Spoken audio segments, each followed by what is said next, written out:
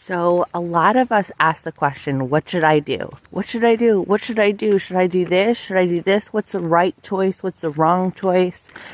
And that question is very complicated and honestly virtually impossible to find an answer to.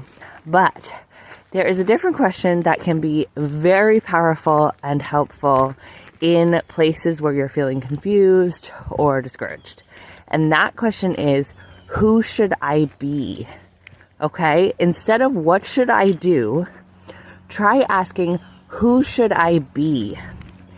The difference is that the doing has all sorts of interactions with the external environment. Okay? So what we do depends a lot on what the world is doing. If we can pull off what we want to do, we're very dependent on all these other people, money, circumstances. But when we ask the question, who should I be? We're dependent on no external circumstances. We have complete control.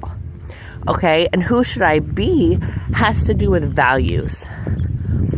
All right? So if you feel like, I don't know who I want to be, I don't know what my values are, that's okay.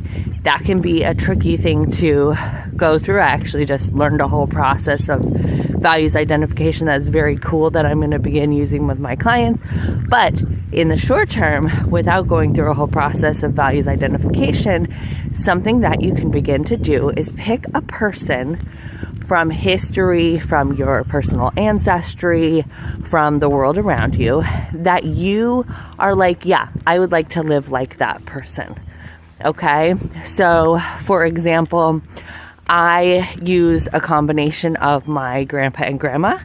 My grandpa was a person who had long-term alcohol addiction and had then got out of it through 12 steps and created a really beautiful life worth living, and then married my grandma when they were in their like 60s or 70s, late 60s, I think.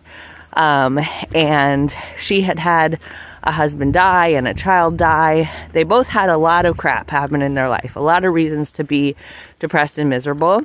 But they created a new life together that was really beautiful and abundant and full of joy and connection. And they made a lot of meaning out of very simple things like watching Wheel of Fortune or going to get a coffee together.